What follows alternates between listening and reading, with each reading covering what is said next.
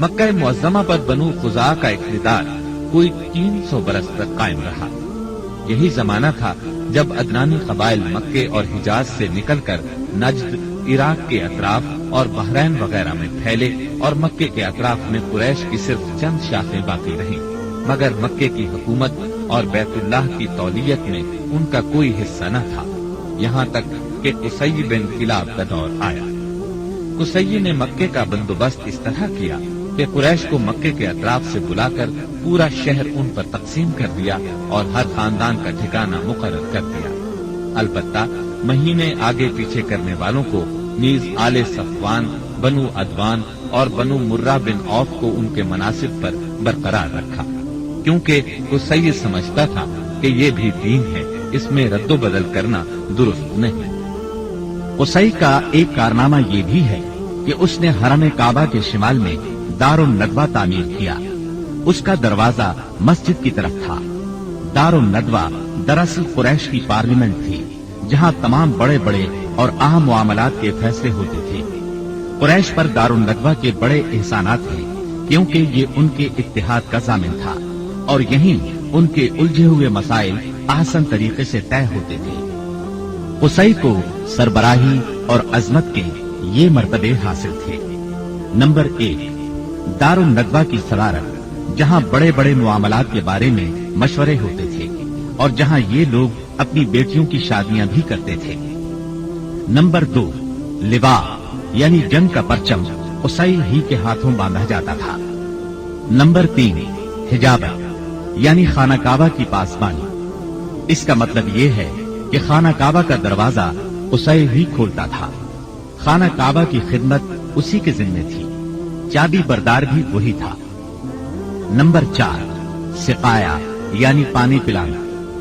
इसकी सूरत कुछ यूं थी कि हौज में हाजियों के लिए पानी भर दिया जाता था, उसमें कुछ खजूर और किशमिश डालकर उसे शीरीं बनाया जाता था। हुज्जाज जब मक्के आते तो उसे पीते थे।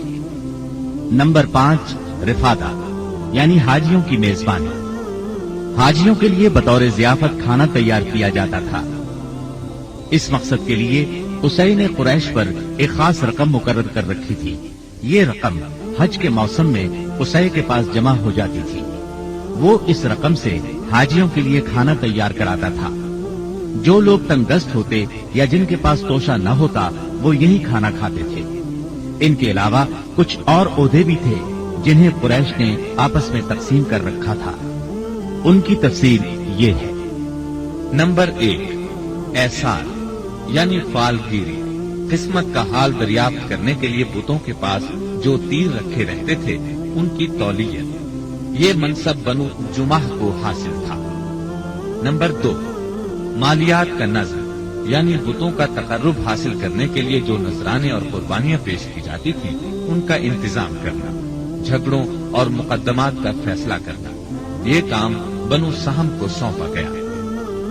नंबर 3, शूरा, ये एजाज बनु असद को हासिल था। नंबर 4, अशनाक यानी दियत और जुर्मानों का नजर। इस मनसब पर बनु तैम फाइज थे। नंबर 5, उकाब यानी कौमी परचम उठाना, ये बनु उमैया का काम था। नंबर 6, कुब्बा यानी फौजी कैंप का इंतजाम और शाह सवारों की क़ियादत, ये काम बनु मखजूम के हिस्से में आया था। नंबर 7, सिफारत, ये मनसब बनु अदी का था। हम कहतानी और अदनानी कबाइल के वतन छोड़ने का जिक्र कर चुके हैं। इन कबाइल में सरदारी निजाम राइज था। कबीले खुद अपना सरदार मुकर्रर करते थे। कबाइली सरदारों का दर्जा अपनी कौम में बादशाहों जैसा था। कबीला सुलह और जंग में बहरहाल अपने सरदार के फैसले का पाबंद होता था। सरदार को वही इख्तियार और इख्तियारात हासिल थे जो किसी बादशाह को हुआ करते हैं। हत्ता के बाद सरदारों का ये हाल था कि अगर कभी वो बिगड़ जाते थे तो हजारों तलवारें बेनियाम हो जाती थी और वो ये भी नहीं पूछते थे कि सरदार के गुस्से का सबब क्या है।